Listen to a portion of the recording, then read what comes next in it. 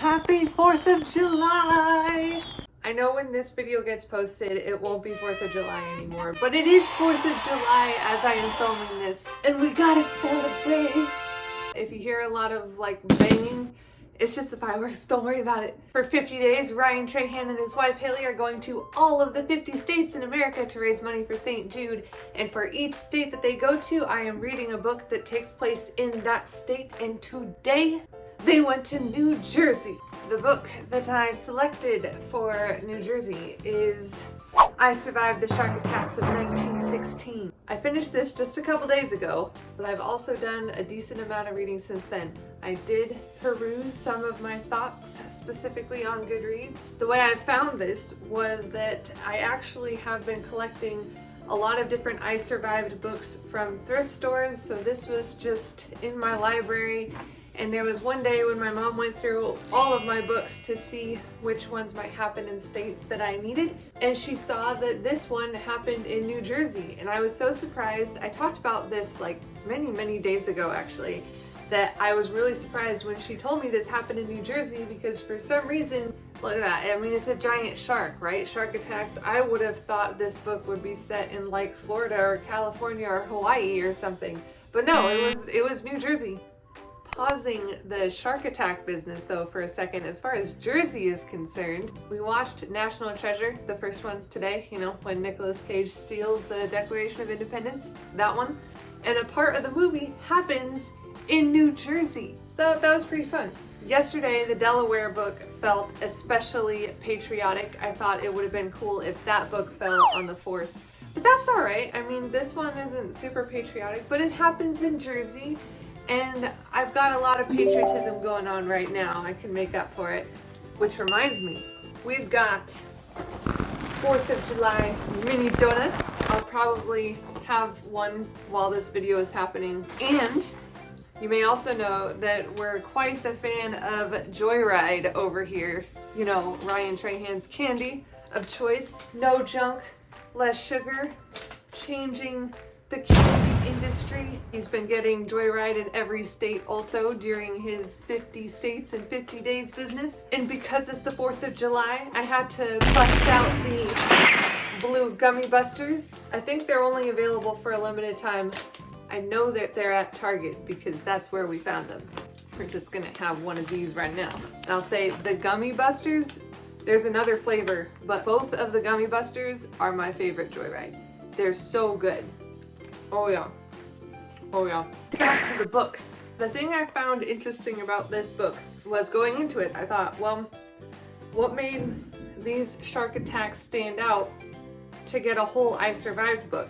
Because I'm thinking, as far as I know, all the I Survived books are based on pretty big events, and I hadn't ever heard of this before. Reading it, something that stood out was that the shark attacks happened in fresh water. I mean, I think it was said at the end that the creek leads into an ocean and that some sharks can survive in fresh water for a time. But that was some of what I thought stood out about these shark attacks specifically, was the freshwater business. And there's also some other stuff about, like, they thought it was one kind of shark, but then they were like, oh no, now we think it's this other kind of shark. And it was interesting, at the very back of the book, it had all different kinds of fun facts. Maybe fun isn't the right word, but facts about sharks. So you can learn some things about sharks. And snakes. In one of the areas, increased my fear of snakes. That was fun. Basically, this book, to me, felt like The Boy Who Cried Wolf, but instead of wolves, it was sharks. And I learned some things. So I did enjoy it. The only other I Survived book that I have read is I Survived the American Revolution, 1776. The I Survived series, though, is by Lauren Tarshis. I think I did read I Survived the Titanic when I was younger, but I have it now, and I do want to give it a reread. Of the two I Survived books that I've read so far, this one has got to be my favorite, but I'm a little biased to the American Revolution, in case that wasn't obvious, and in case you haven't watched the previous states for a while. Virginia in Maryland, all that. As for the other rankings, the more official rankings, because as you might know, Ryan and Haley are ranking all the Airbnbs that they are staying in to see which Airbnb is the best in America. I am rating all of the books that I am reading to see which of the 50 books is my favorite in America. Because I am reading such a wide range of books for this challenge, I've got 4 categories: adult fiction, nonfiction, youth fiction, and nonfiction. This, of course, falls under youth fiction. And number 1 in that category is The Imagination Station. And The Imagination Station is what will remain in number 1. You got time travel and faith elements.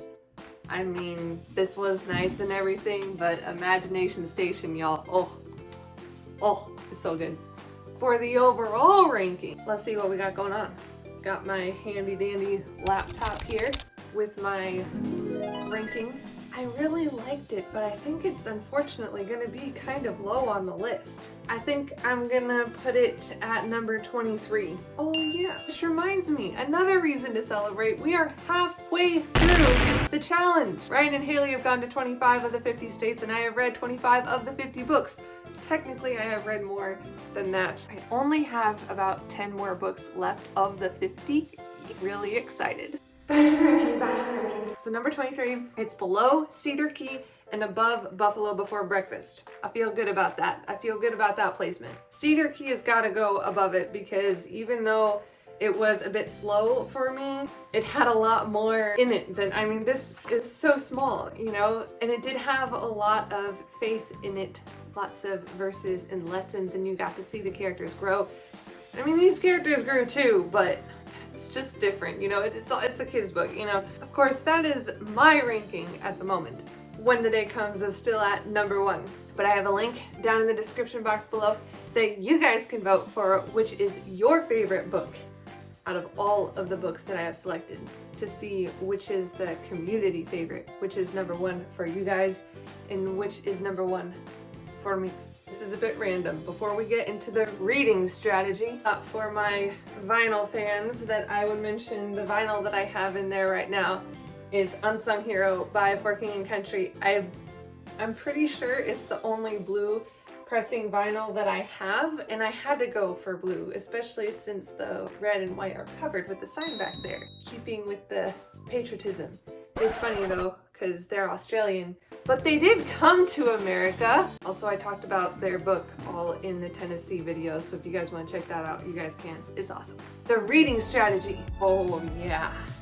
We actually know where Ryan and Haley are going tomorrow, but not for the best reason. See, Dr. Mike showed up. He donated like $70,000, I think. Activated the Wheel of Doom. The Wheel of Doom! He spun it and it landed on the split. Because of that, Ryan and Haley started doing a little bit of strategizing in their video. So Ryan revealed to us that they're going to New York next. I'm so excited to share with you guys the book that I am picking for New York. I'll wait to talk about that tomorrow, and I'm really rooting for Ryan and Haley. I hope that they both make it to the Airbnb okay. I'm thinking with the Starlink and the electric e-bike, they have a chance. They have a really good chance.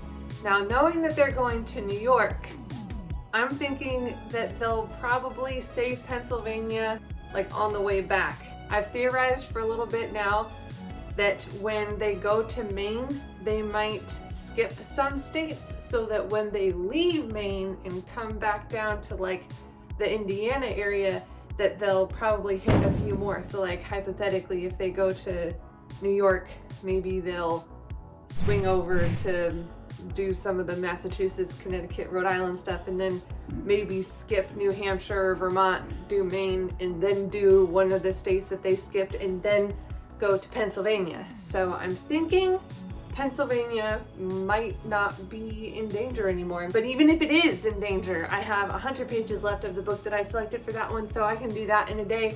We're looking good. Rhode Island I can read in one day. I definitely need more progress on Maine. I think I have 200 pages more on that one, but I think we have some time. It's New Hampshire that I am concerned about because I have a 4-hour audiobook. That's a bit much for one day, I could do it, but I'm also kind of leaning towards maybe doing a different book, and I haven't selected that book yet. So New Hampshire is looking a little dicey right now. Last night, I did read more of the North Dakota book, which is like way out there. I'm just so invested because it went from one thing to now it's kind of another thing, and I'm even more here for it than I was before. North Dakota is getting in the way of New Hampshire and Maine's progress is all I'm saying. I don't know if you guys have any snacks right now, but we can like fake cheers. That is very blue icing. And that is all for this video. Thank you guys so much for watching. Let me know in the comments if you guys are watching Ryan and Haley's series and which Airbnb is your favorite so far. Don't forget to vote in the link down below which book is your favorite out of all of the 50 state books. And I will see you guys in the next video. Bye!